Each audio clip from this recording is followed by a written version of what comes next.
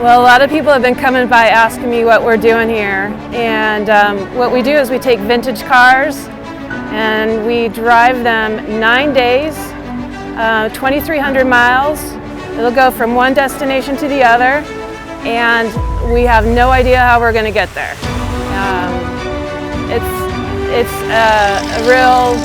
It's a hard thing to do, but we have so many amazing people here that have been doing this for a long time, and they are super excited to have people like us. We're kind of new at it, and so there's a huge community of people and a big family that'll help you learn how to do this correctly.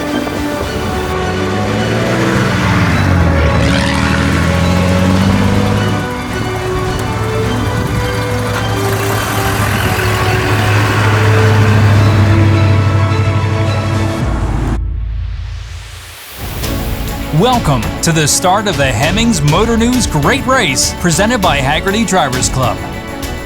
The best rally drivers in the country have gathered in Warwick, Rhode Island for the drop of the green flag. The race has several returning grand champion teams, such as Doug and Howard Sharp, Beth Gentry and Jody Knowles, Jeff and Eric Fredette. Last year's winners, Jenna and Olivia Gentry. Any of these teams could bring home another championship. These contenders will be battling it out for more than $150,000 in prize money. The grand champion will be taking home $50,000. With 10,000 plus spectators lining the streets and banks of the beautiful Rocky Point State Park, this is set to be one of the greatest starts of the race ever. The governor of Rhode Island, Daniel McKee, and Warwick Mayor Frank Picozzi handled the green flag duties.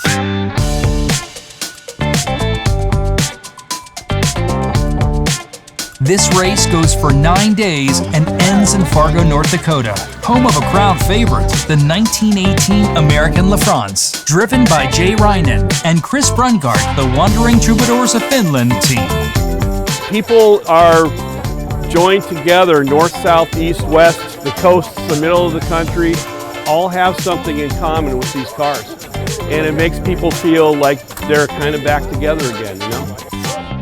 It's a 1918 American LaFrance. It started life as a fire truck. We're guessing sometime after the war, some guy chopped it down to the speedster that it is. It's 4 cylinders, 9.5 liters, so it's like big giant paint cans going up and down, and it's scary. It's a chain drive, 9.5 liter, 4 cylinder. It's by far the loudest car on the race. It backfires, it has shorty pipes, it's stinky, it's smoky, it's oily, it has wooden wheels, it has only brakes in the rear. It's the most primitive car in the race, and that's why we race it, because there's people that have these cars, but they don't want to put them on the road for 2,500 miles every year. And I look at this and I say, you know, I'm used to this car. I put 20,000 miles on this car. It drives fine to me. Just make sure you don't follow too close. That's my only advice on it. Make sure you don't follow too close, and really grease, put a lot of grease on those chains, and you'll be fine. We were faced with a challenging set of instructions, but were able to come off the clock and enjoy a fun afternoon at Wayne Carini's F40 Motorsports in Portland, Connecticut. In high school, I drove a 1949 Plymouth, and that was kind of the start of it. And I've collected cars for a number of years. My wife's sometimes happy about it, sometimes not. But you know, she knew that when we got married, so she knew she wasn't going to change me out of that. And I really do live and breathe cars. And of all the cars that I have, this one's the most fun to drive. That's why I have it on the race. And it's also, I think, to people, it's the most fun to look at of the cars that I have. And I look at this race as being a mobile museum.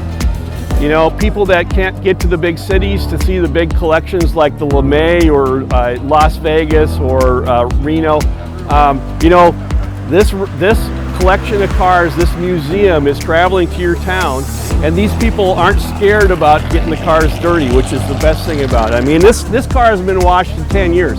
And everyone who puts their car in this race knows that it's going to get dirty, it's going to get gravel thrown at it, it's going to get people putting their thumbs on it, and that's what it's here for. It's here for people to see, and I think that this race, to me, is one of the biggest things to keeping the car culture alive. Because if you just keep these cars parked in your house or in your trailer, nobody's going to see them, and kids aren't going to get interested. And if kids don't get interested, then when we're all gone, cars are gone.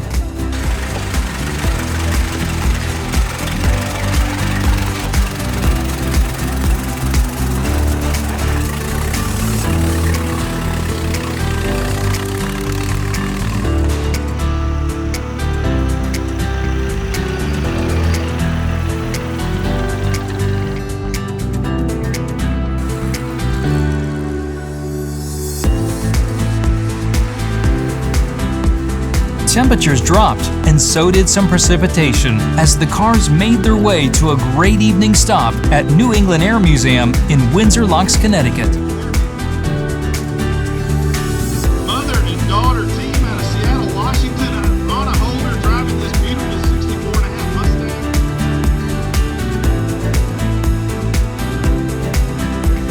Brad Phillips, Dan Stahl, 1916 Hudson Speedster. This car has a huge great race history. Before these guys got a hold of it, I think this is their 5th race with that car together. The Stahl family, you see their spot. Look at this beautiful body car, 1932 Ford Victoria. Grandpa David Reeder out of Fort Smith, Arkansas.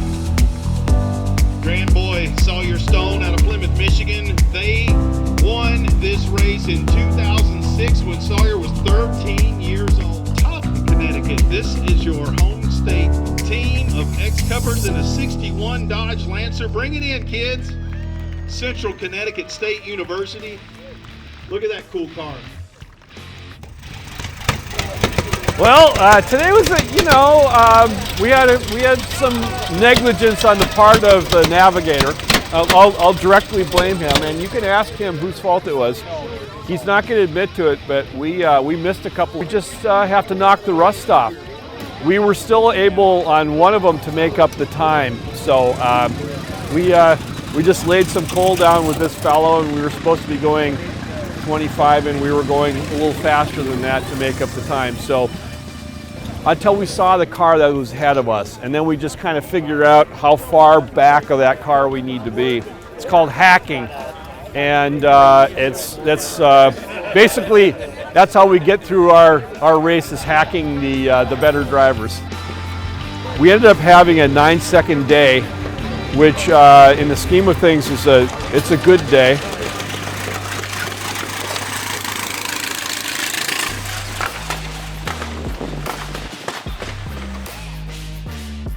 Winners of Stage 1 was Eric Frankenberger and Aaron Reed with an astonishing 2-second score.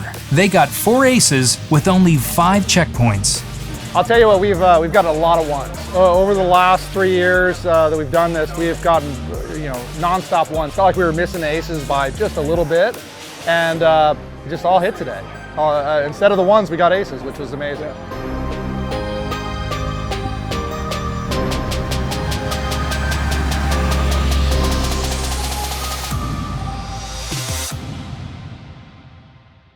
This show is brought to you by Hemmings Motor News, dedicated to your drive.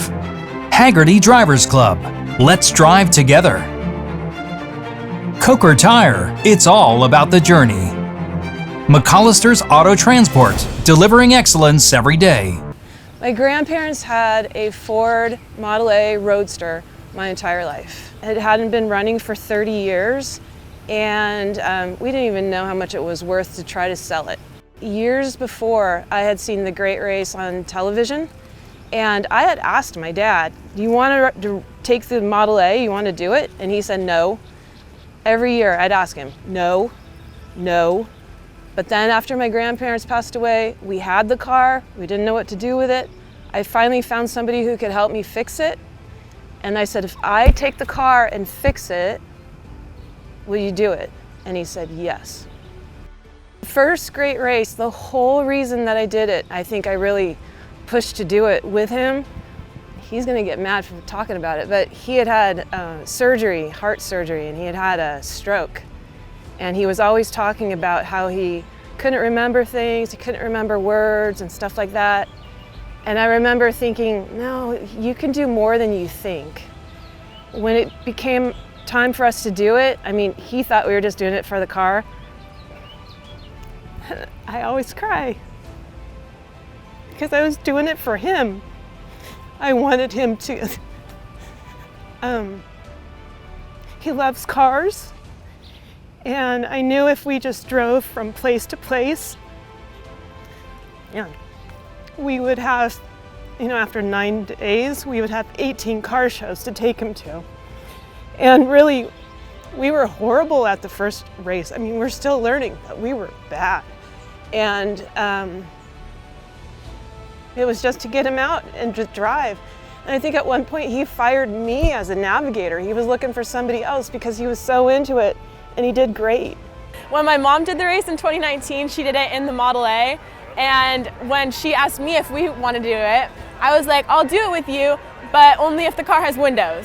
I was not going to do it in a car that didn't have windows, and that maybe went a little faster would be a good thing to have. So she found the Mustang, and then after we got out of our first time, and I was like, I want to do it again because I just loved it so much. I love the community, I love being in the car, and I just thought it was a really fun experience. There are so many people around you that want to help you learn and succeed. And when you do run that perfect leg and get an ace, you're hooked. When things start to click and everything is working and your calculations are correct, the passion that is rally racing becomes addictive. It just gets in your blood. These racers become family. Day 2 brought several challenges for the drivers and navigators of the course. Racers rolled out of Windsor Locks, Connecticut and made our way to the back roads for a scenic route that featured hills, narrow roads, and countless small towns. The teams fought through congested streets, traffic lights, and other distractions, but managed to stay on time. We made it to Montgomery, New York, and were greeted by thousands of folks who came to check out the field of 130 cars and trucks. From the great state of Georgia, Chad and Jenny Caldwell in a 1931 Auburn Boattail Speedster. Check it out, folks. 1932 Ford. They're so sweet, but they will absolutely stomp you on the race course. 1932 Ford 5-window coupe. Today we didn't do very well. I think it was hard because the legs are really long, and then just as you get kind of everything adds up, it's hard to do. It was hard to do. The thing that I enjoy is that the Great Race through Connecticut and New York is like a tour through the countryside, and looking at houses and looking at lakefront property. It's really a nice treat to go through all of those areas. I mean, the way my brain works, I guess, is I really like to figure things out, and like in school and stuff, I'll make sure I understand the concept, and for this, there are so many parts to it that, I mean, can go wrong. Like your calibration can be off and you can have a whole off day, and I love that challenge and trying to figure it out and just trying to get as perfect as I can. And I mean, we're not perfect, like it's not gonna be good, and it's just always gonna be something that I'm gonna have to learn, but I guess I crave that challenge, and I wanna get better at it, because it just, every time I don't get a good score, it just makes me wanna do better. Car's running great. It's not raining on us. It's the weather's been reasonable. It's fun. It's good. It's kind of fun watching this front tire. It wobbles a lot, but if you hit the right speed, if you go like 53, it straightens out. So the driver's wobbling around too all the time. Didn't get enough coffee. He's a little grumpy this morning. He's quite sharp with me. After a quick lunch, we were back on the road for a beautiful drive along the Delaware River along Route 97 and got to see the cool site where the famous Woodstock took place in 1969. As Chris said earlier, we're just happy to finish the race every day. I look at these people, like the Sharps, for example. They're driving a 1916 Hudson, and they come in with a 2-second day. In other words, they've driven 8 hours, and they've only missed the perfect time by 2 seconds in 8 hours. I mean, that's just astounding to me. If we make it within 5 minutes, we're all just high-fiving each other. Hey! 25 minutes. But these guys are doing 2-second, 3-second days, and they'll go the whole race. They'll go 9 days on the race, and they'll show up with a score of like a minute or something like that. A minute from a perfect score across 2,500 miles of a race. I can't even, we're not those people. We're the people with the chain grease getting on our back. I mean, we're just trying to avoid, hitting people taking pictures of us on the road, you know? Our brakes started on fire coming down this big hill. It just creates too much friction and they just can't help themselves. And so it happens often enough that we just have a routine, which is we get out and pour a bunch of water on it and then it loosens up. And it looks a lot worse than it is, but we have to make sure that the wood wheels don't start on fire, which is what happened coming down Mount Washington a few years ago. So.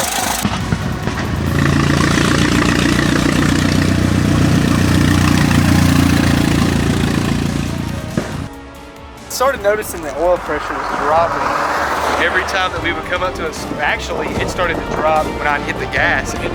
Typically, you want oil pressure to go up when you hit the gas. So I thought, oh gosh, we're running low on oil. And it turns out that sure enough, we were, because when we pulled off to the side, oil pressure dropped nearly to zero. So as soon as we added what, 4.5, it's back to normal. So it could have been way worse than what it is. That's why you always check your gauges.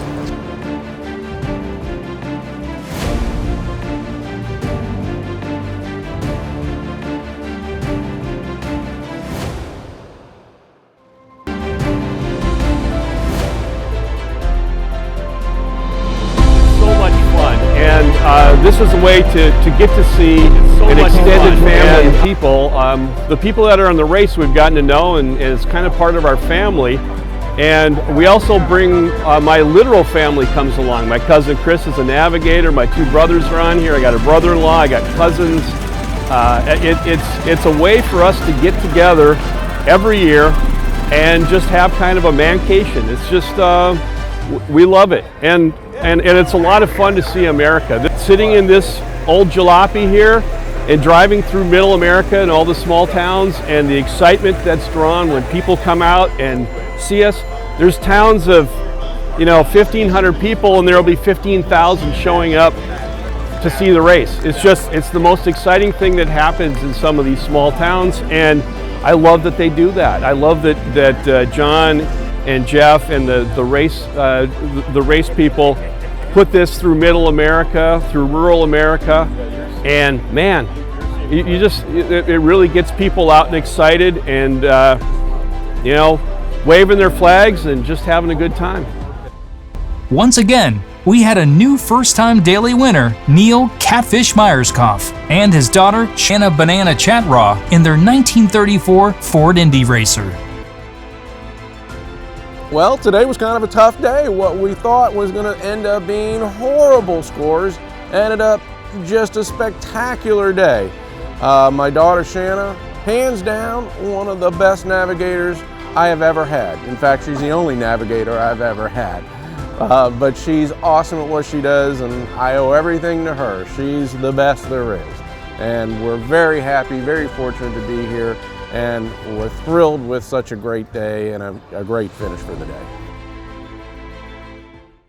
This show is brought to you by Hemmings Motor News, dedicated to your drive. Hagerty Drivers Club, let's drive together. Coker Tire, it's all about the journey. McCollister's Auto Transport, delivering excellence every day. Day 3 started in Binghamton, New York, going all the way to Erie, Pennsylvania, our 4th state in 3 days of rallying. Well over $5 million worth of vintage cars will be on the road during the Great Race. The oldest vehicles in the 2022 Great Race are a pair of stunning 1916 Hudsons, and there are more than 50 pre-World War II vehicles signed up for the competition. The remainder of the field is made up of 1974 and earlier vehicles.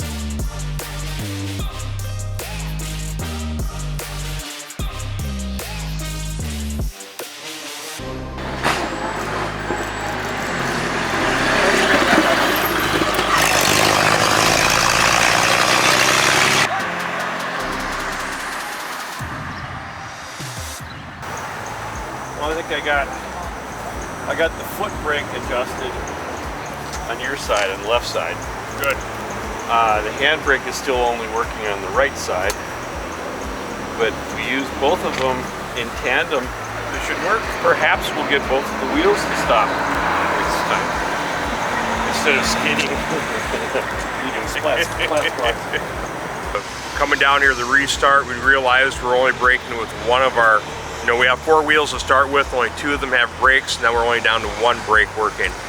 So we're tightening up the other one, try to match with the left one that started on fire yesterday, and hopefully get them both braking again so we can stop a little easier. X-Cup, which you are well familiar with. Prepare your hearts and minds for the rowdiest of the rowdy, a 1918 American LaFrance Speedster, the wandering troubadours of Finland. Welcome to Alfred State, Western New York. Front riding out of Ottertail County, Minnesota. Chris Frungard, his esteemed navigator out of Fargo, North Dakota, is his homecoming week.